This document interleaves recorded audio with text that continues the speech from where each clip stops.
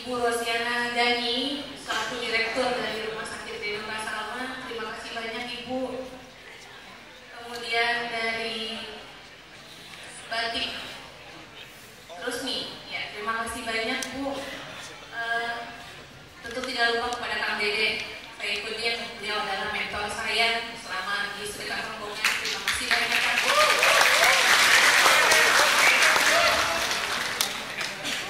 Terakhir kepada suami saya, terima kasih atas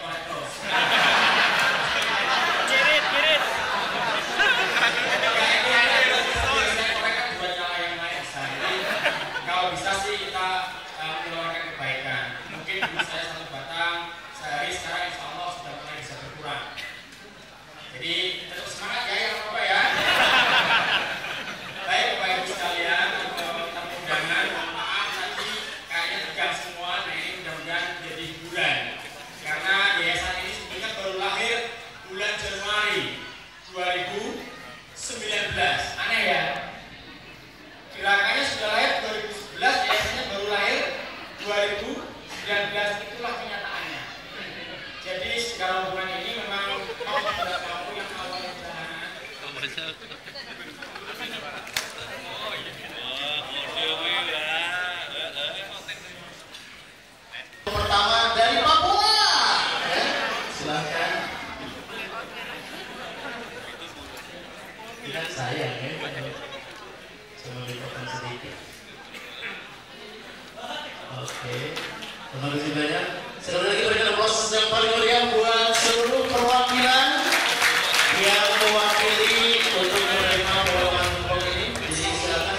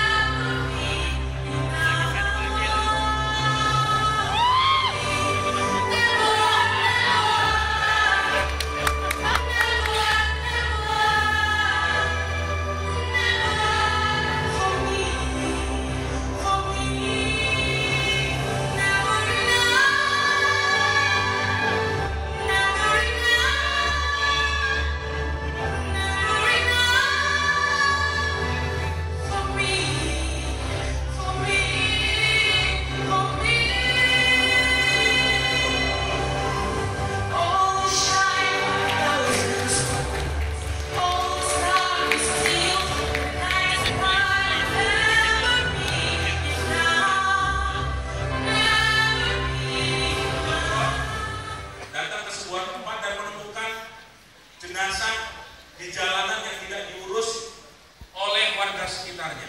Ini ada jenazah, kenapa nggak diurus? Siapakah dia? Orang-orang langsung berseru, kamu gak usah peduli. Mereka tidak tahu kalau itu adalah seorang sultan. Dia adalah seorang pemabuk, dia adalah seorang pezina. Buat apa diurus?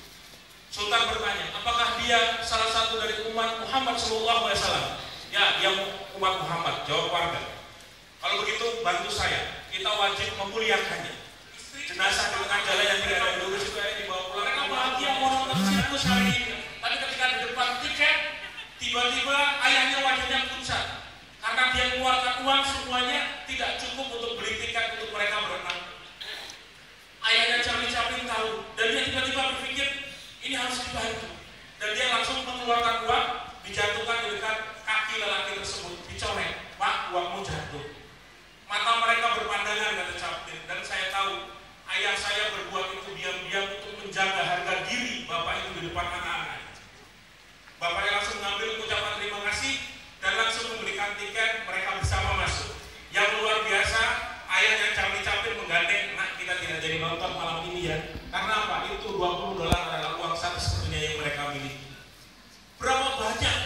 luar sana yang berbuat karena ingin membantu orang lain. Mereka tidak dikenal karena sosial media, tidak perlu pamer di mana-mana, upload jegret bersama pasien. Pasiennya merenggut, dia tersenyum. Tidak. Dan malam hari ini kita akan belajar banyak kepada lima orang ini. Mungkin mereka tidak terkenal di dunia kecuali Mas Dude. Ya tahu kalau dia cuma gara-gara sosial media, aktivitas mereka terangkat, dan kita akan baru sadar ternyata orang-orang baik di luar sana yang mereka berbuat luar biasa tanpa butuh tepuk tangan dan pujian karena niatnya lillahi ta'ala. Kita panggil pertama sahabat saya yang ngurusi puluhan orang gangguan jiwa di Jogja, merawat jenazah-jenazah terlantar lebih dari 300 jenazah yang terbuang diurus. Mas Habib, monggo. Alhamdulillah. Tidak Mas Habib, legah di sini monggo. Yang kedua, saya panggil sahabat saya. Wah ini sopo meneh tamu nih. Lalu berapa? 5 orang ya. Ini adalah seorang penjual bakmi, ya toh? Penjual bakmi tapi ngehit di sosmed. Hebatnya apa? Tadi saya baru datang ke sana, asli Karawang. Di sela-sela jualan bakmi, dia itu punya puluhan anak terlantar yang dia biayai. Dia sekolahkan, dia belikan baju. Datang tadi bayar saya anak yang dia rambutnya kusut segala macam, lehernya sakit butuh biaya, dia keluarkan uangnya. Dan sehari-hari dia lakukan itu melalui sosial media tetap cari rezeki, dan niatnya bilang Mas nggak butuh pujian. Yang penting adik-adikku ini semua dapat dibantu. Tepuk tangan untuk Awan Gunawan. Wah, berarti kalau gayanya lebih artis dari Dude ya. Oh, benar, silakan. Berikutnya adalah ini. Wah, Mas Dude dulu aja tak panggil ya. Wes ganteng, terkenal artis ya toh. Kok mau-maunya dia bikin gerakan juga bareng teman-teman hijrah, ngajak orang yuk artis-artis ngaji, yuk kumpulin masa, bikin acara di berbagai kota agar apa? Makin banyak orang tergerak untuk hijrah. Tepuk tangan untuk Dude.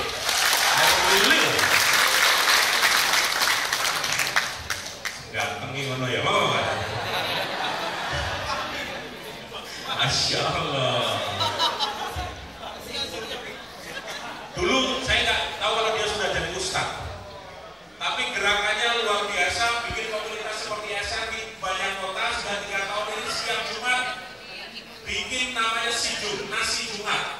Dan ini gerakannya juga luas luar biasa, menulis buku rezeki level 9. Kita akan belajar pada Andre Raditya. Wah, Masya Allah. And the legend is Simbah yang dia kan. Kamu duduk situ deh, biar Simbah yang di tengah. Nah, saking semangatnya jalan tadi dari mana? Restoran makan tadi. Mbah pelan-pelan muncul ya, rasa banyak kamu putu-putuku ya. Ini manusia langka. 3 tahun lagi beliau berusia 100 tahun.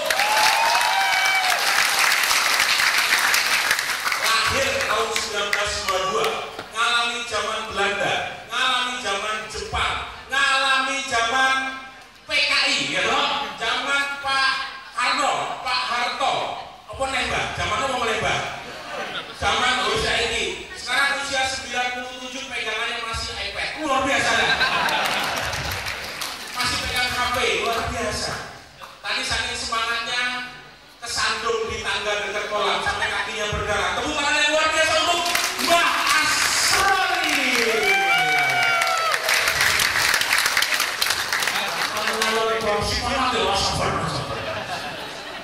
Malam ini akan berdarah-darah, dimulai oleh Simbah berdarah. Masya Allah, Mbah. Bapak-bapak, Masya Allah. Panitia hebat, saya dikasih kursi. Oke, saya berdiri. Jangan latih dia. Orang-orang. Nah, memang strategi mereka agar saya turun berat badan. Waktu terus berjalan, saya akan bertanya satu, mic-nya mana? Mic. Saya butuh mic 3, panitia. Oh iya, wakil. Saya tanya, kalau nanti tiba-tiba satu-satu menyaut, monggo. Maksudnya, Pak, kata dia, ambil dipegang. Kursi bro.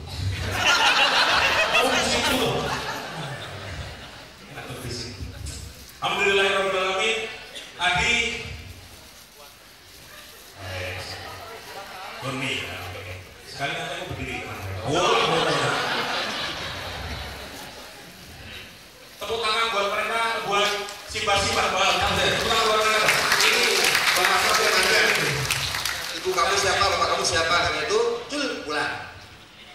Nggak dikapa-kapain. Disitulah saya mulai terinspirasi. Bukan. Hafara itu hada min fadli Robbi, anugerah Tuhan.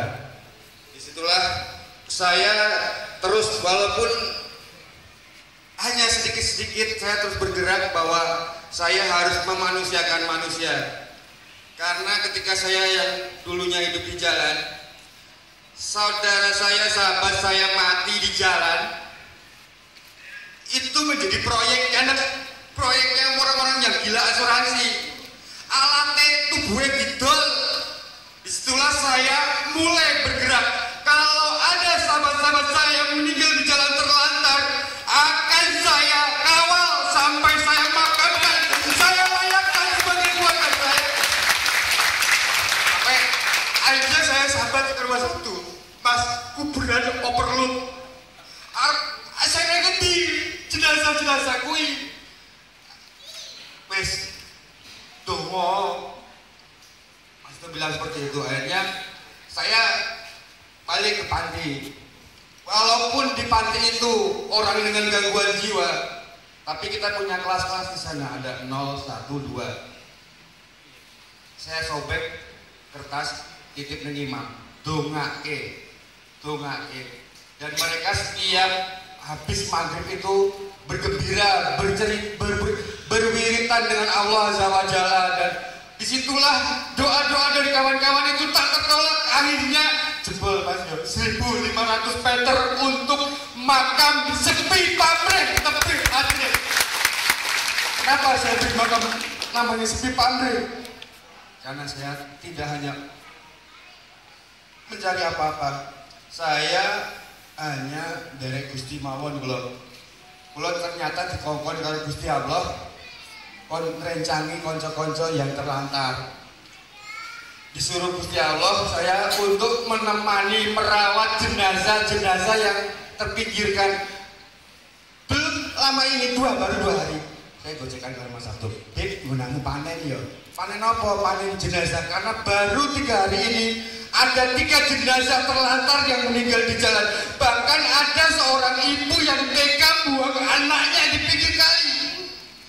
Piye. Padahal mereka adalah manusia yang harus dimanusiakan. Salahkah si bayi? Tidak.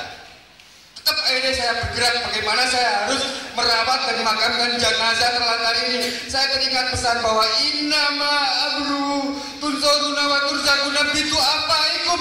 Ketika saya melihat sahabat-sahabat di SR ini mengawal, wes to dimenangke kalian. Wes to janji Allah pasti dijamin. Innama amru turabuna wa turzaquna bitu apaikum. Jika kita dekat dengan orang-orang yang duafa, janji Allah pasti kalian dimenangkan. Dan ternyata kita sama-sama terus bergerak untuk belajar memanusiakan manusia. Masya Allah, luar biasa. Intro aku nangis dah. Baru intro sudah nangis dengar WhatsApp. Sabar dikit, oke. Masya Allah. Ya kisah kamu diusir sama warga itu ya kita akhirnya bismillah kita naikkan di Facebook dan akhirnya terkumpul lebih dari 1 miliar. Cerita kenapa warga tidak mau ke panggonan ditempati oleh pantimu yang penuh orang gila itu.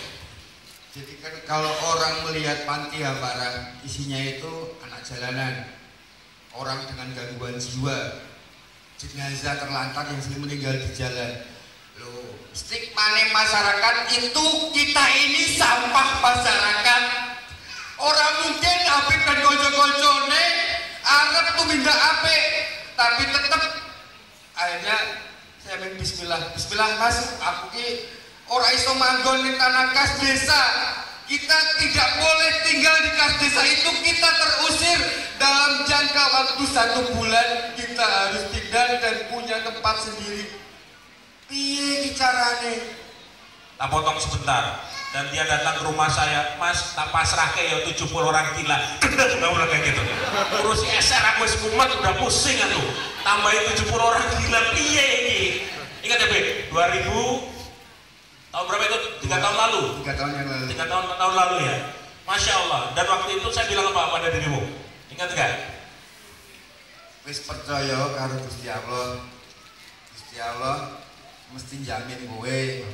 Gusti Allah Maha Kaya, Allah Maha Kaya. Kadang saya sempat yo jenenge manusa atau kemeneng kula meng anak jalanan. Bahasa Indonesia. Ada dari Papua, ada dari saya ini kan hanya anak jalanan. Papa.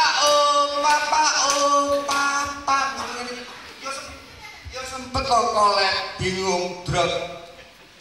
Bahkan sempet aku gini. Ini curhat karo Mas Abdul. Allah Maha Kaya, yakin bismillah. Tak kunci gerak bismillah. Balik meneh karena orang-orang gangguan jiwa tadi juga dekat dengan Allah. Dia orang yang paling dimuliakan oleh Allah. Karena kalau kita ini masih dihisab. Nek konco-konco orang gangguan jiwa sudah dihisab, hus langsung. Tanpa hisab ya? Tanpa udah. Edan. Masih edan. Tapi akhirnya dalam jangka waktu 1 tahun kita dimudahkan iso tuku tanah ning Blawong. Dan dalam jangka 1 tahun Mas Sabtu bisa galang dana sampai dengan 3M untuk pondok terpadu Hafara. Dan itu menangis tenang. Loh, apa tenanan apa ya Gusti Allah kok bisa jadi kok ini? Bahasa Indonesia. Apa beneran ya ini saya bisa mempunyai pondok terpadu Hafara 3 tingkat dan semua kamar mandi dalam, ada perawatnya, ada psikolognya. Dari mana duitnya Erik? Oh iya, Allah Maha Kaya. Allah dan sudah terbukti. Maha Kaya sudah terbukti. Tembus langit. Wah. Kalau main ke Panti Hafara Jogja jangan kaget ada logo Eser gede di atasnya dan tanpa seizin saya, ya toh? Mas tak pasang yang diburu. Wah, pokok dikira kantor Eser. Eser belum punya kantor loh, kan kurang ajar, ya toh? Ini luar biasa. Hafara bisa punya gedung ini karena selalu gandengan sama Eser. Jadi datang ke sana dan ikut sholat jamaah bersama orang gangguan jiwa. Karena habis sholat biasanya mimpin doa beliau. Dia akan doanya pasti kalian ikut nangis. Ya Allah, kami orang terbuang. Ya kalian merasa gila aja ya. Namanya Mas. Apa itu? Apa itu? Di makam sepi Pantre Tepi Ajri. Makam orang terbuang tadi. Makam orang-orang yang terbuang itu juga. Kok Mas Sabtu pernah BPK audit karena ada logonya SR Hafara. Waduh, kabeh mau kasih logo SR. Presiden SR itu loh, itu. Nah, itu yang lembu itu ya, Mas Faiz biar yang diurus deh, ya. Sama jenazah diaudit ya sama jenazah.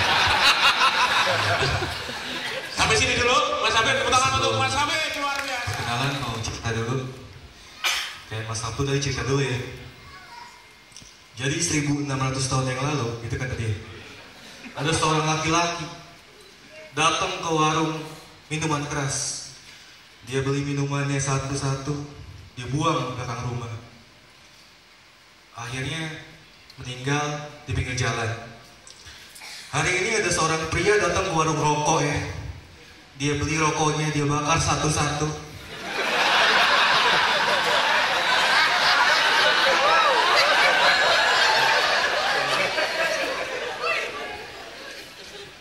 Kita sudah tahu siapa orangnya teman-teman. Teman-teman semuanya, tadinya gue pengen stand up materinya soal rokok ya, tapi sudah diambil semua oleh bapak yang kepalanya berkilau tadi. Entah dia duduk di mana sekarang, gue lagi cari kilatan kepalanya.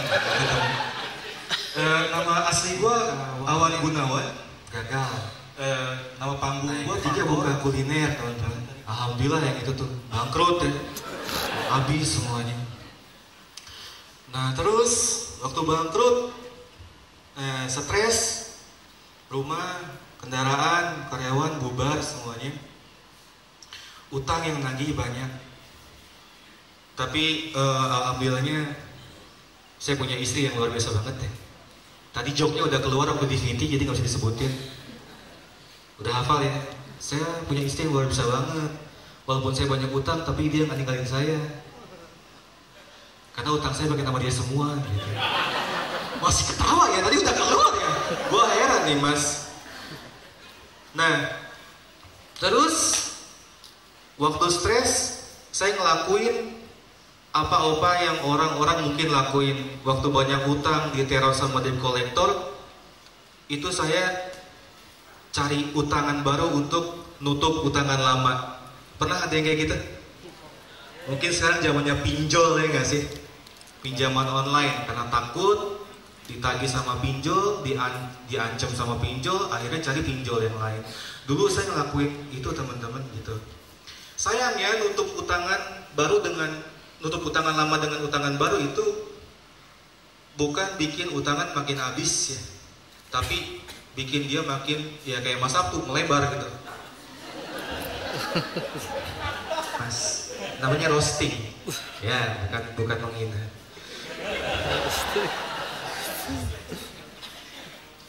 Stres tuh saya tuh, utang kok makin banyak ya gitu ya. Dulu mah nggak punya utang sama sekali, cuman kalau tawaran investor, tawaran bank, begonya saya ambil. Tadinya usaha saya tanpa riba, tanpa hutang, akhirnya jadi banyak hutang gitu. Waktu stres, istri saya bilang, lu daripada diem aja, mendingan ceritain kisah stres lu itu di Facebook, dia bilang. Siapa tahu bisa ngebantu gitu. Gua cerita di Facebook. Hari ini toko gua tutup guys. Di like 10 orang. Besoknya gua bikin status, mobil gua dijual buat bayar utang. Di like 100 orang. Seneng dong gue. 100 gila. Besoknya gue bikin status, motor gue ditarik leasing guys, hore katanya. Di like 1000, viral. Makin gue susah, like-nya makin banyak teman-teman. Kayak gitu tuh. Akhirnya keasikan main Facebook, makin banyak follower Mas Sabtu. Banyak yang senasib. Dibilang, Pak Kor, gue juga sama kayak lu, banyak utangnya tapi malu buat cerita. Dia bilang kayak gitu. Puncaknya susah hidup gue tuh Juni 2018. Udah mulai populer, udah mulai punya 60.000 follower. Cuman terlena sama enaknya like dan komen. Di like enak ya teman-teman ya. Ada gak sih di sini kalau habis bikin update status buka handphone lagi, sialan baru 5, buka lagi. Ada yang kayak gitu ya. Emang di like tuh enak, tapi melenakan.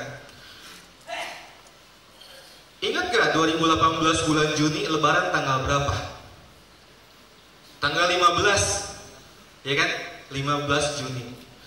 9 Juni itu hidup gue lagi parah-parahnya. Tinggal di kontrakan, megang uang cuma 200.000.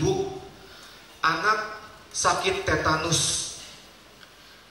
Tadinya gue pikir sakit tetanus ini cuman, tau gak, kacugap. Kena beli kaki, kena paku bekarat, akhirnya tetanus. Ternyata enggak. Anak gue suka ngorek-ngorek gigi, akhirnya tetanus. Kejang-kejang badannya, tangannya begini, mulutnya katup, kakinya kayak balerina. Anak gue udah sekarat, mau gue bawa ke rumah sakit, nggak punya duit, cuma 200.000. Sore-sorenya ada Pak Haji, salah satu investor gue datang. Dia tagih utang ke gue 150 juta, atau bunganya aja dulu. Gue bilang, Pak, anak gue lihat kondisinya kayak begitu, gitu. Tapi dia nggak mau tahu, tanggal 10 gue harus bayar. Jam 12 malam ya, si Pak Haji itu nge-WA gue lagi Mas Sabtu, plus nge-WA istri gue. Gue lagi nangis, anak gue mulutnya udah keluar darah. Obat sariawan anak, ada yang tahu namanya apa? Gue lupa namanya, itu gue bawa malam-malam ke Kimia Farma, dapat obat itu harganya 75.000, uang besok paginya tinggal 125.000. Karena anakku udah makin kritis, gue bawa tuh anak ke rumah sakit ibu dan anak. Cuman bawa uang 125.000. Dokter marah-marahin, kenapa ini anak sampai kayak gini? Nggak diimunisasi ya? Kenapa nggak punya BPJ? Dimarah-marahin. Terus udah gitu, ya udah. Kata istri gue, Kanda, gue kan sama istri gue Kanda Dinda sama gini ya, gitu. Gue kesini naik naga tuh, gitu. Nah terus ngapain ya, jualan aja. Gue punya percetakan yang sama kayak Mas Sabtuari, bikin mug pakai foto, bikin baju pakai foto. Gue iklanin di Facebook, guys, gue jual mug 35.000, yang mau beli silakan transfer ke rekening gue.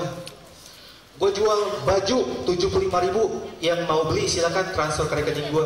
Gue nggak cerita anak gue sakit. Mas Sabtu tahu waktu itu ya, pernah nge-share ya, gitu. 1 jam setelah posting status Facebook, keajaiban terjadi teman-teman.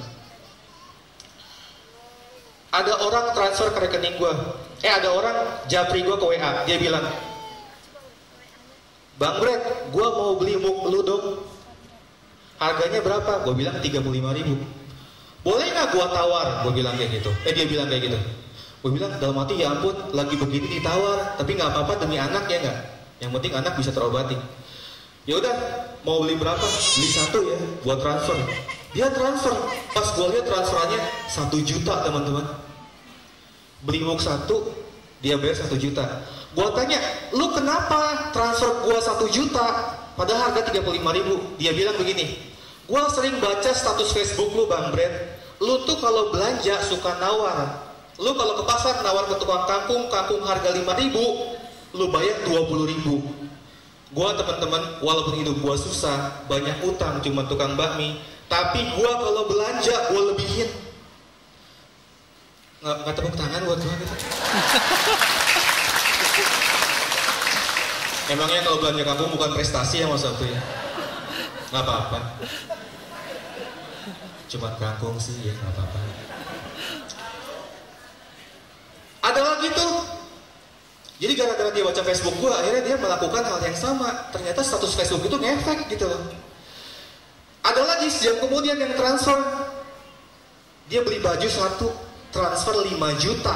Baju 1 75.000 gue jual. Dia transfer 5 juta.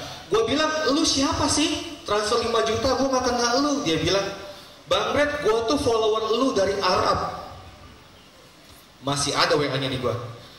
Gua setiap hari dipukulin sama majikan gua. Badan gua sakit-sakit. Tapi setiap habis dipukulin majikan gua, dimarahin majikan gua baca status Facebook lu. Gua buka Facebook lu, terus gua ketawa-ketawa lagi, dia bilang. Jadi 5 juta ini gak ada artinya buat gua. Lu udah menghibur gua setiap hari di status Facebook lu, dia bilang.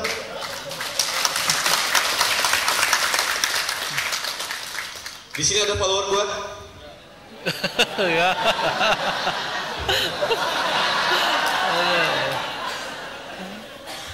Follower gue yang tiap hari gue bikin ketawa-ketawa, transfer sama gue lu sekarang. Iya.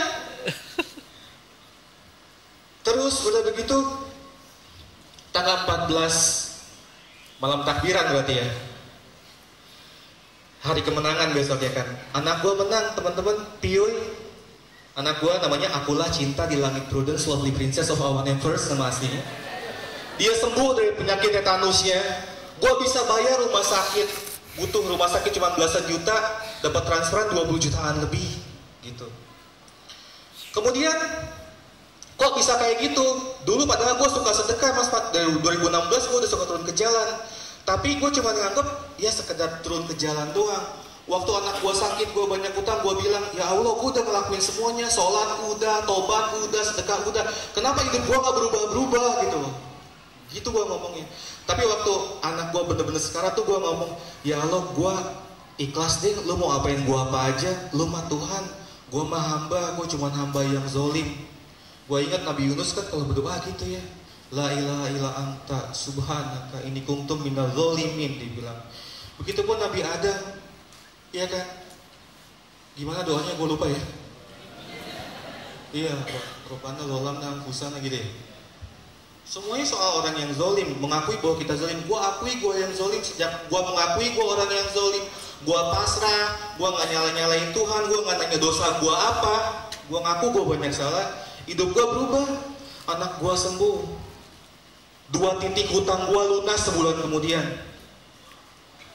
Besoknya ada penerbit dari Jakarta datang, Bang Brad, kisah-kisah lu lucu banget di Facebook, gimana kalau dibukuin? Di sini tahu nggak, kalau orang pengen bikin buku kan susah banget ya. Gua enggak disamperin penerbit dan buku gua terbit. Udah laku 10.000 eksemplar.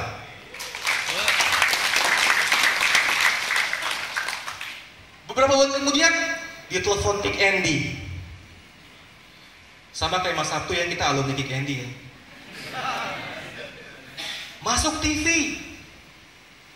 Anak sakit, utang beberapa lunas, terbit buku, masuk Kick Andy. Beberapa bulan kemudian lagi, 2 bulan kemudian, jadi brand ambassador skincare, Lamor Skincare. Ditransfer gua 30 juta. Sedikit sih 30 juta, jadi nggak tepuk tangan nggak apa-apa. Kemarin, sebulan yang lalu, keajaiban terjadi lagi. Gua dagang bakmi, kalau pagi itu gua simpen 10 porsi buat pemulung. Siang 10, sore 10, total 30. Jam 8 pagi gua ngasih bakmi seporsi plus uang 20.000 ke pemulung. Pemulungnya doain gini, "Om, makasih ya, semoga segera ke tanah suci." Padahal gua cuman sedekah bakmi seporsi sama uang 20.000. Apalagi kalau 100.000, gua didoain ke Tanah Abang kali ya. Jam 8 pagi tuh. Jam 4 sorenya ada cewek turun dari Honda Odyssey. "Bang Bret," dia bilang. Terus dia datang ke lapak bakmi makan bakmi. Jam 6 sorenya dia numpang sholat maghrib di kontrakan gua. Jam 8 malamnya dia bilang gini, "Bang Bret, gua tuh datang ke sini sama suami gua pengen ngajak lu umroh sama istri lu."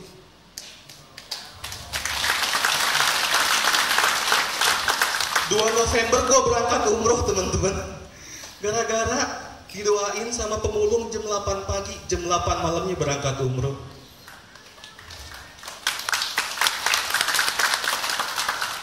Dan nih keajaiban yang terbaru nih. Habis ini gue closing karena waktu. Gue dapet tiket ke Bali pas hari ulang tahun istri gue Agustus bulan depan. Di status Facebook 3 tahun yang lalu gue pernah bilang, "Dinda, suatu saat gue bakal ngajak lu ke Bali sama ke Mekah." Dan itu alhamdulillah teman-teman, gitu, semuanya nggak perlu pakai uang ternyata teman-teman. Jadi itu perkenalan dari gue, Mas. Itu baru perkenalan itu? Iya. Tepuk tangan buat Awan. Duduk sebentar. Hidupnya seperti dihadirkan oleh Allah, keberuntungan, dia hobi sedekah, dan satu persatu rezeki itu seperti diantar oleh malam hari ini ketemu lu diundang Mas Sabtu Hari, bisa hadir menyaksikan langsung, mendengar testimoni. Mungkin kisah saya nggak ada apa-apanya dengan Bapak Ibu yang hadir di ruangan ini. Boleh tepuk tangan buat Bapak Ibu semua, insyaallah ya.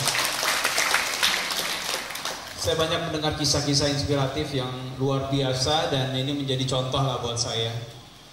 Kalau tadi pertanyaan Mas Sabtu Hari, kenapa rajin ngaji sekarang? Sebenarnya bukan rajin mengaji lah, tapi lebih karena kebutuhan. Ada kebutuhan rohani yang selama bekerja mungkin di bidang entertain itu tidak terisi. Dompet terisi, rekening terisi. Alhamdulillah. Tapi ada hal-hal yang tidak terisi, yang ada rasa kosong. Kebetulan teman-teman di dunia entertain kurang lebih 7 tahun, 8 tahun yang lalu kita mulai dari rumah ke rumah, dari 5, 6, 7 orang teman-teman yang ada di entertain, dari mulai pemain sinetron, ada penyanyi dan sebagainya. Kemudian sedikit demi sedikit kita ajak yang lainnya untuk juga ikut bergabung. Kita hanya mengajak hati Allah yang punya. Maka dari situ sedikit demi sedikit teman-teman mulai tertarik. Ngomongin apa sih di situ? Kemudian setelah kita sama-sama kumpul, kita belajar sama-sama dengan para ustadz dan lain sebagainya, akhirnya Masya Allah ini perkembangannya luar biasa. Sampai hijrah itu memang menjadi, dalam tanda kutip, menjadi tren yang luar biasa. Sekarang kalau kita bisa lihat di media sosial, berapa banyak artis yang hijrah, berapa banyak public figure yang hijrah, berapa banyak sekarang yang di sosial media kemudian menyebarkan kebaikan, Masya Allah. Dan itu semua karena Allah yang memberikan hati mereka hidayah yang luar biasa. Sampai kami dengan teman-teman banyak guru-guru yang kita belajar, tempat kita belajar. Ada misalnya dari tayangan-tayangan yang bersifat atau bernuansa dakwah misalnya. Kita bisa warnai di situ. Teman-teman dimanapun, di bidang apapun, itu menjadi tugas kita bersama. Dakwah bukan hanya tugasnya para nabi, rasul, kemudian para ulama, para kiai, para syekh dan sebagainya. Dakwah menjadi tugasnya setiap umat muslim. Sampaikan walaupun hanya satu ayat. Kebaikan kita sebarkan. Dan yang luar biasa pada malam hari ini hadir para kurir-kurir sedekah rombongan yang luar biasa, Masya Allah ya. Ini dakwahnya berbeda. Dakwahnya dengan hati, dengan keikhlasan, memberikan, membantu, menyalurkan. Luar biasa, Masya Allah. Tepuk tangan lagi buat para kurir sedekah rombongan. Dan terus terang saya mengikuti sosial medianya sedekah rombongan. Saya follow Instagramnya. Saya sudah follow Instagram saya ya, Dude 2 Harlino. Masya Allah. Jadi kalau saya boleh mengatakan masih tidak menghasilkan, sangat menghasilkan. Tinggal sekarang bagaimana mengkondisikan karya yang kita mau tampilkan kepada masyarakat itu kemudian berkaitan dengan hal-hal positif. Kita kurangi tayangan-tayangan yang tidak mendidik misalnya. Kenapa? Karena tayangan yang ada, TV, film, semua tayangan-tayangan termasuk di media sosial itu berdampak langsung kepada anak-anak kita, remaja-remaja kita dan lain sebagainya. Narkoba sudah sangat luar biasa. Di entertainment ada tidak? Ada. Sekian bulan sekali, sekian minggu sekali ada berita si A ketangkap narkoba, si B ketangkap narkoba dan sebagainya. Kenapa kita coba rubah wajah dunia entertain ini menjadi lebih baik, insya Allah. Itu yang bisa kami lakukan. Dan ini terus terang, kalau mungkin teman-teman melihat di media sosial, bukan berarti ilmu yang kami miliki sudah banyak, enggak. Justru kita merasa sangat kurang ilmu. Malam ini saya menerima banyak ilmu dari Bapak Ibu sekalian. Malam ini saya banyak belajar. Malam ini malam yang inspiratif. Dan mudah-mudahan ya, mungkin saja para malaikat pun hadir di sini mencatat setiap amal, setiap testimoni, setiap yang kita lakukan insya Allah. Dan mudah-mudahan menjadi bekal kita bertemu dengan Allah Subhanahu Wa Taala. Saya rasa nggak panjang lebar yang saya ingin sampaikan, karena saya ingin banyak pendengar pada malam hari ini. Itu saja yang bisa saya sampaikan, Mas Sabtuari. Sebentar. Oke. Kaget saya. Enggak, aku nggak gigit kayak Mas Habib. Nggak ngekis kayak awan-awan, dikit-dikit kecap-kecup. Saya jadi saksi. Beliau ini artis yang secara rutin, alhamdulillah tiba-tiba ngirim capturean transferan ke rekening sedekah rombongan. Tepuk tangan dong, Mas. Matur suwun ya. Besok terus dia transfer. Biar mereka dan teman-teman di kajian musyawarah artis-artis itu aja semua. Siap. Transfer. Nomor rekening Esa nanti tahu ya, oke? Silaturahmi masih naik sepeda masih bisa. Ini yang usia baru 40, asam urat, kolesterol, edat iki lho isin. 97 loh, Mbak. Rahasia panjang umur nopo, Mbah? Dan niki wah praktek sedaya. Baca Quran 1 setiap hari, Mbah. Sedekah 2. Silaturahim 3 syarat utama. Tuh, catat 3. Baca Qurannya saben dinten tiap hari. 1 Sakjus 1 hari. Iso ora cah. Abot.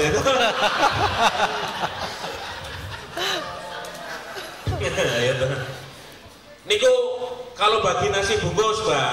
Dulu di awal-awal itu ada yang suka nanya, "Mbah, kok senengannya bagi-bagi?" Ini betul-betul. Langsung terima mawon. Jenengan karena Allah niatnya. Masya Allah. Beliau tinggal di Semarang, aslinya dari pinggiran kota Semarang, Demak. Demak ya, Bang? Dan beliau masih ngajar ngaji sampai hari ini. Sampai hari ini ngajar ngaji, Mbak? Masih. Kita dengerin Simbah membaca Quran, oke? Siap-siap nangis. Yang merdu, Mbak, mau Quran biasa, monggo.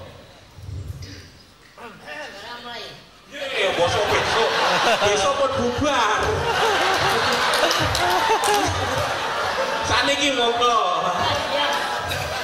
Surat nopo Al-Baqarah nggih mboten nopo subuh. Kesehatan obat. Pripun, Mbak? Kesehatan obat. Nggih, kesehatan obat, Al-Qur'an niku. Enggak gampang sakit. Nggih.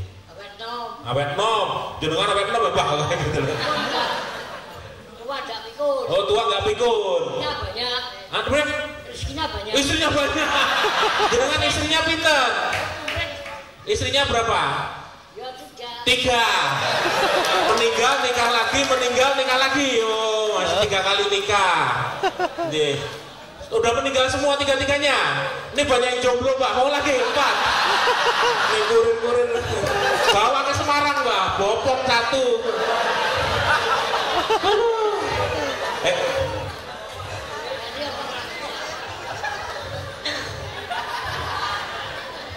Ijo lagi ke. Ngaos dulu ke. Nggih, kula tambahin mic-e ben menggema. Oke, monggo. Kalih mboten napa-napa. Assalamualaikum warahmatullahi wabarakatuh. Waalaikumsalam warahmatullahi Bismillahirrahmanirrahim. Bismillahirrahmanirrahim. Laqad ja'akum rasulun min anfusikum azizun 'alaihi ma 'anittum harisun 'alaikum bil mu'minina raufur rahim. Fa in tawallaw faqul hasbiyallah la ilaha illa hu 'alaihi tawakkaltu wa huwa rabbul 'arsyil 'azim.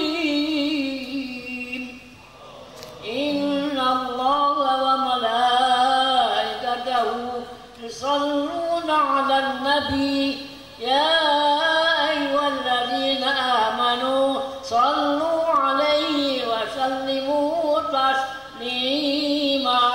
Shadaqallahul 'azim. Assalamualaikum warahmatullahi wabarakatuh. Masya Allah, tepuk tangan buat diberikan Allah. Katanya ada yang pernah utang ke jenengan 13 juta, orangnya kabur itu gimana? Diikhlaskan itu? Titipan Allah. Titipan Allah. Banyak juta. Rumah saja tapi itu bukan ada. Jenengan ikhlas kemauan? Enggak tagih jenengan? Masya Allah. Jadi Allah banyak. Nanti Allah ngasih yang lebih banyak. Wah, Masya Allah, tepuk tangan dong. Simbang. Kemarin hari Jumat masih bagi nasi juga. Mas 300. Rasanya nggak punya gigi pripun, Mbah? Nggak punya gigi itu loh rasanya. Nanti kalau jenengan masih kuat makan tekleng, wah tempat saya 3 piring niku, Mbah. 3 piring ludes deh. Itu di ini kenapa jenengan makan kambing, makan apa namanya? Tengkleng, makan jeruan itu nggak ngefek ke badan jenengan? Masya Allah, nggak ngefek belas ya? Belas, ada penyakitnya.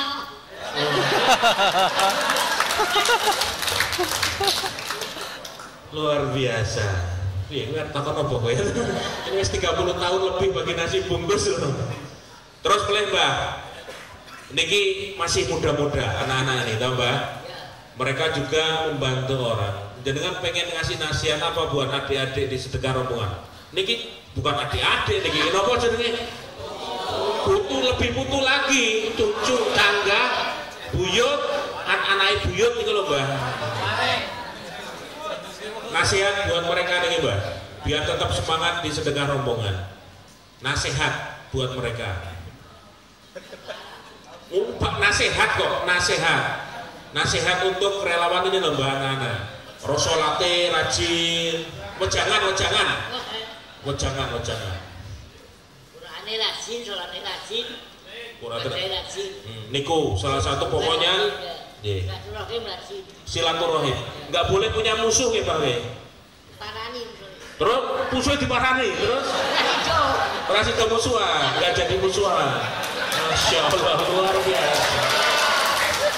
Hati beliau ini bersih banget. Salah satu yang saya ingat waktu itu, orang silaturahmi itu harus dijaga kepada siapapun. Kalau ketemu beliau dimanapun disalami orang-orang itu.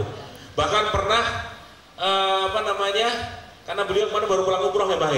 Baru pulang umroh juga langsung rubut semua, kabeh disalami, dianggap sebagai anak-anaknya sendiri. Jadi sudah ke tanah suci berapa kali, Mbah? 3 kali, Masya Allah. Umroh pertama tahun pinten? Kali. Oh ini haji, tahun pinten iki haji? 2005, 2016. Oh iya, saya pertama tahun 80 napa niku? Umroh apa napa? Umroh. TVRI tahun 80 umroh naik napa kapal apa napa pesawat campur? Sudah pesawat, baling-baling niku Mbak. Dengan ini. Terus lagi aku takon apa neh bingung soalnya ya. Kalau nanti jenengan pernah bilang, saya tanya, Mbak Asrori pengen punya umur sampai berapa? Pernah jawab katanya waktu itu? Nek, kalau jaluk ya. Pengen minta sama Allah, ya Allah umurku sampai berapa? 25. Hah? 125 tahun ya Allah. Nanti sebanyak si almarhum masih mbah aja. Ya Allah lindungi jaluk. Jangan pengen panjang umur tetap, Masya Allah. Jangan pernah kepanggil Jenderal Sudirman. Kok dadi dalan kan iki oh dereng. Sampun. Singan tahu Kepanggil ketemu Jenderal Sudirman. Gimana, Mbak? Ya sekarang sudah tidak ada. Sudah nggak ada. Waktu dengan muda dulu itu loh. Tidak tahu pernah ngomong-ngomong. Nggak pernah bicara tapi pernah ketemu. Oh tak kira. Halo kan Jenderal gitu kan. Masya Allah. Simpan dulu sampai sini ya, karena nanti Ustadz Amri akan nyambung. Ini menjadi salah satu inspirasi nasi Jumat karena beliau lebih mulut. Tepuk tangan buat Mbak Asrori. Sibuk mengkhawatirkan yang tidak dimiliki daripada mensyukuri yang sudah dipunyai. Kalau tiga hal ini sudah terbiasa kita miliki di hati, maka sebenarnya kemaksiatan dan kekufuran itu tinggal ngikut saja. Nah, saya termasuk yang begitu dulu, kawan-kawan. Jadi ikut pengen berusaha jadi pengusaha dan seterusnya dengan cara yang salah, bahkan cenderung mengabaikan ilmu yang sudah saya pelajari. Saya itu di pesantren lama itu, masa sama ribawi juga kejerumus juga gitu. Dan itulah hebatnya setan. Maka saya tadi waktu dengar Bunda Ketua Panitia Bunda Zerina bilang bahwa banyak teman-teman yang berguguran di perjalanan, itu memang betul. Memang niatnya dalam ibadah hal yang paling ringan itu adalah niat. Dalam urusan ibadah, hal yang paling ringan itu niat, yang paling berat itu istiqomah. Hal yang paling berat itu istiqomah. Maka ketika kita ingin istiqomah dalam berbuat baik, itu beratnya luar biasa memang. Dan setan itu memang sudah begitu ternyata sifatnya. Kalau teman-teman bangun pagi melek mata, punya niat buruk, setan itu gak akan goda antum, yakin. Kenapa? Wis bolo dhewe. Teman sendiri sudah. Maka ketika seorang manusia melek mata sudah punya niat buruk, niat jahat, maka seharian setan tidak akan menemani antum. Kenapa? Karena sudah teman sendiri. Tapi kalau melek mata, antum punya niat baik, ditemenin seharian supaya tergoda. Ya. Maka niat baik kadang-kadang berubah jadi nafsu baik. Pengennya jadi pengusaha, pengen begini, akhirnya berubah jadi pengen pamer, pengen ini dan sebagainya di luar kemampuan kita, terjeratlah dalam riba. Akhirnya bonyok, hancur berantakan. Begitu bonyok, akhirnya saya datang lagi ke guru saya. Di situ saya diingatkan kembali. Ya, Rasulullah pernah berpesan, "Mayuridillahu bi khairan yufaqihu fiddin." Orang kalau mau dibaikkan sama Allah itu yang pertama kali dipahamkan adalah bab urusan agama. Saya ingat, oh iya. Saya ini selama ini belajar ngaji, belajar ini itu dan sebagainya, tapi saya nggak pernah pakai.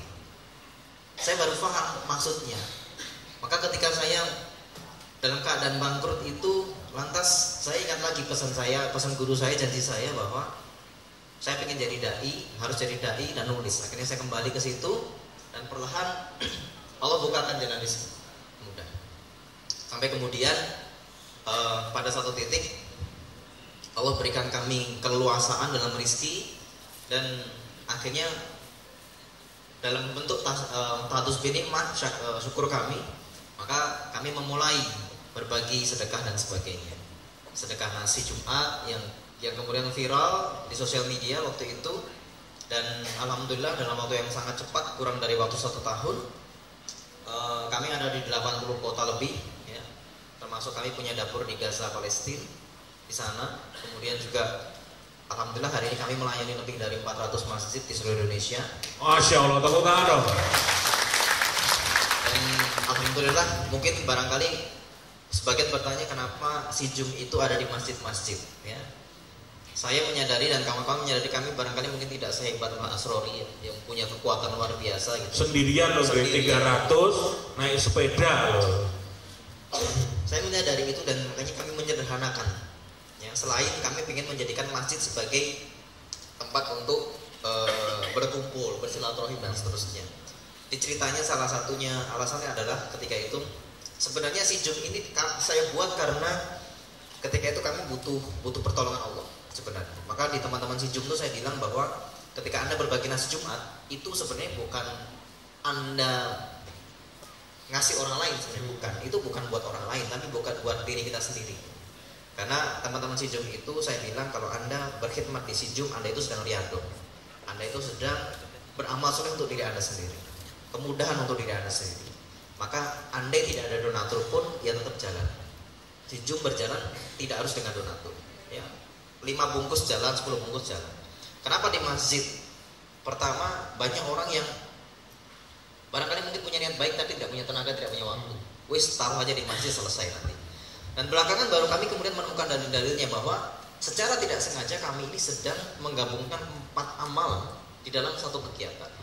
Maka tidak aneh jika kemudian teman-teman Sijum dan para donatur itu kemudian mendapatkan banyak keajaiban-keajaiban luar biasa yang testimoninya Masya Allah. Ada yang 10 tahun nungguin tidak punya anak keturunan, berkhidmat setahun di Sijum, punya setahun konsisten bagi nasi hari Jumat. Ya, ada Kang Asep di Bandung, itu istrinya sampai cerita ke saya bahwa kami itu sampai koleksi 420 test pack. 420 test pack. Karena setiap 2 minggu test pack dan selalu diganti. Orang tadi gua simpan. Tadi simpan di bingkai. Di bingkai. Ya sampai 420. Akhirnya ketemu dengan si Jum berkhidmat selama 9 bulan persis istrinya hamil. Dan kemarin baru lahir putrinya yang pertama setelah 10 tahun menunggu. Dan banyak yang lain sebagainya. Oh, kenapa kami sampai si Jum ini begitu luar biasa dan pergerakannya begitu cepat? Karena rupanya memang ada amalan-amalan yang kalau saya bahas bahasa saya itu ngakalin amal, kawan-kawan. Kita ini kadang-kadang punya amalan karena tidak tahu caranya sehingga amalan kita ini jadi kurang powerful. Ya. Maka kita ini ngakalin amal gimana caranya supaya sedekah yang tidak seberapa ini yang hitungannya cuma 10.000 per bungkus itu jadi amalan dahsyat. Maka digabungkanlah 4 fadilah. Yang pertama, kami sedekah di hari Jumat. Yang kedua, sedekah di masjid, ya, di tempat yang baik. Yang ketiga, sedekah kepada tamunya Allah, ya, yang semoga ketika mereka makan, mereka kemudian mendoakan buat kami. Yang keempat, sedekah berupa makanan. Kata Rasulullah, salah satu hal yang baik adalah berbagi makanan, memberikan makan orang kelaparan. Ya. Dan itu bisa jadi amal jariah. Ketika orang makan, makanan jadi tenaganya dipakai buat cari nafkah dan seterusnya, itu jadi amal jariah. Maka saya pikir inilah yang kemudian menjadi kekuatan dari kawan-kawan Sijum ketika itu. Ya. Sampai alhamdulillah hari ini teman-teman sudah bergerak dan total perputaran uang di setiap bulannya itu antara 2,5 sampai 3 miliar per bulan. Untuk 3 miliar per bulan perputaran, Masya Allah. Untuk memberi makan, alhamdulillah kawan-kawan yang ada di masjid-masjid di tamu-tamunya Allah. Masya Allah. Jangan lupa Mas Habib juga itu 70 dikirimi. Insya Allah nanti kita koordinasikan dengan Sijum di Jogja. Jenazahnya juga. Luar biasa. Terakhir tentang rezeki level 9 bahas sedikit dong.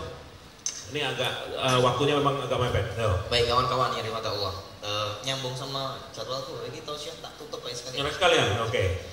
Jadi kawan-kawan gini, tadi saya cukup tercengang dengan materinya, temanya dari teman-teman Milad, ya. Lapang hati, lapang rezeki. Saya mendapati ternyata memang inilah yang secara tidak sengaja kita lakukan dan kawan-kawan lakukan. Betul bahwa rupanya urusan rezeki itu memang urusannya adalah kelapangan hati. Dan kelapangan hati itu tidak jauh-jauh dari 2 hal. Ya, yang pertama, kalau kita tidak punya masalah dengan manusia, dan yang kedua, kalau kita tidak punya masalah dengan Allah, hati lapang insya Allah. Ya. Kalau Anda nggak punya masalah dengan manusia, insya Allah enak hidup itu. Maka benar kata Mbak Asrori tadi, bangun silaturahim itu mendatangkan rezeki betul. Ya. Maka dalam surat Al-Kautsar itu di ayat ketiga, Anda sudah hafal semua. Inna syani'aka wal abtar. Sesungguhnya orang yang membencimu adalah orang yang berputus dari rahmat Allah. Nah kalau kita nih orang-orang yang tidak lapang hatinya, sering musuhin orang lain, sebenarnya kita ini sedang memutuskan rahmat Allah. Ya, kalau kita mudah memaafkan orang lain, maka rahmat Allah akan datang. Makanya kalau teman saya bilang, hati lapang rezeki datang, hati sempit rezeki sedikit. Ya, jadi kawan-kawan yang dirahmati Allah, dan itu betul, yang itu betul sekali ya. Kebalikan dari ayat tadi, inna syani'aka wal abtar, itu adalah di surat Al-A'raf.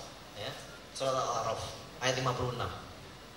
Inna rahmatullah qaribum minal muslimin. Sesungguhnya rahmat Allah itu dekat dengan orang-orang yang berbuat baik. Ya. Jadi saya melihat bahwa kawan-kawan ini sekarang sedang melakukan itu. Tinggal disempurnakan saja. Ya. Seperti tadi yang Mbah Suri sampaikan, itu ada di Quran, kawan-kawan. Di surah Fatir ayat 29-30. Ini surah istimewa. Ya, ayatnya istimewa. Tidak ada di ayat yang lain Allah memberikan 3 state, 3 keadaan sekali di satu tempat. Ya, kalau nanti sepulang dari sini atau barangkali di handphonenya ada atau yang hafal Qurannya, ya, surah Fatir ayat 29 dan 30 itu bunyinya begini. Innal ladzina yatluna kitaballah wa aqamus shalah wa anfiqu mimma razaqnahum sirran wa alaniyah yarjuna tijaratan lan tabur liwafiyahum ujurahum wa yazidhum min fadlih innahu ghafurun syakur. Jadi Allah itu memberikan 3 keadaan istimewa sekali dulu. Yang pertama, yarjuna tijaratan lan tabur, perdagangan yang tidak pernah rugi. Yang kedua, liwafiyahum ujurahum, disempurnakan pahalanya. Yang ketiga, wa yazidhum min fadlih, ditambah. Teman-teman bayangin, dagangnya tidak rugi, disempurnakan dan ditambah. Ini satu keadaan yang enak sekali.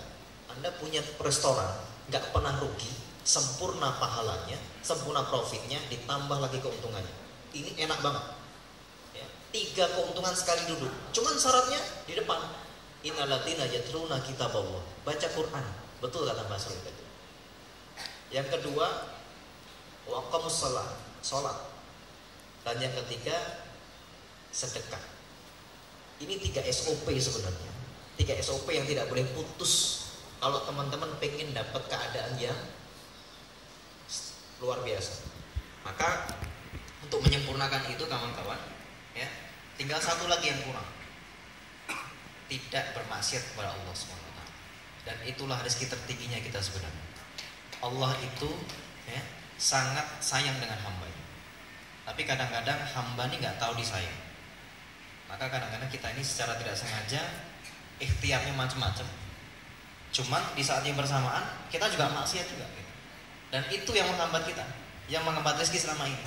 Maka teman-teman yang dirahmati Allah, andai saya boleh menasihati kawan-kawan dan buat diri saya pribadi. Kalau teman-teman sudah melakukan 3 amalan tadi yang saya yakin teman-teman pasti sudah lakukan, maka satu hal yang perlu teman-teman juga jaga, jangan maksiat. Maksiat itu menghentikan seluruh rahmat. Ya. Sesungguhnya yang membuat rezeki seorang hamba itu berputus dari dirinya adalah dosa. Dan ingat, dosa itu satu sifatnya, dia pasti akan kembali kepada pelakunya. Anda mau ngelakuin dosa cengenges hari ini, perlu satu yang teman-teman ingat, dosa bagaimanapun caranya pasti akan kembali kepada pelakunya dalam bentuk kesulitan hidup. Itu pasti. Dan rezeki level 9 adalah rezekinya orang-orang yang tidak bermaksiat kepada Allah. Cuman mas, kan orang bermasalah, manusia bermasalah itu kan wajar, biasa, ya. Iya. Tinggal masalah yang seperti apa gitu. Masalah terang atau masalah gelap. Masalah terang, ya masalah yang ada solusinya, ya.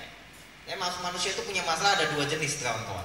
Masalah terang sama masalah gelap. Masalah terang itu gini, teman-teman punya cicilan, punya utang, punya tanggungan, tapi masih kepikiran dari mana bayarnya, masih ada rezeki buat bayar. Ini masalah, tapi masalah terang. Teman-teman punya suami, punya istri cekcok, berantem, ya, saling menasihati, akur lagi. Ini masalah tapi terang. Ya, punya anak bandel bisa dinasihati, ini masalah tapi masalah terang. Masalah gelap itu contohnya kayak apa?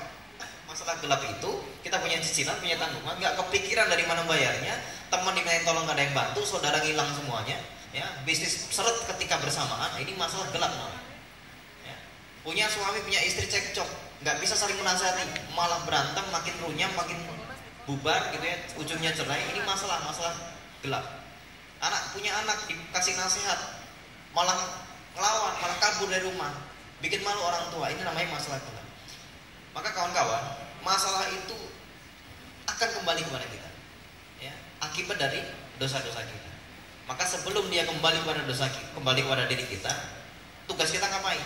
Bangun benteng istighfar. Ya. Selain teman-teman melakukan 3 SOP tadi yang teman-teman pasti insya Allah sudah lakukan, maka jangan pernah kemudian melupakan taubat kepada Allah Subhanahu Wa Taala, istighfar kepada Allah Subhanahu Wa Taala. Jangan kemudian kita ini merasa baik. Setan itu kalau sudah tidak bisa membuat manusia jadi buruk, maka dia akan membuat manusia merasa baik. Dan itu sudah cukup untuk membuat kita jadi temannya setan. Masya Allah, luar biasa. Tepuk tangan buat Ustadz Andre Raditya, Ustadz Kanana Neki gitu. Ewan, catat. 1, baca Quran tiap hari. 2, apa tadi? Sholat, azan sholat, azan sholat, azan sholat. Betul? 3, sedekah. Kamu udah ahli sedekah ini.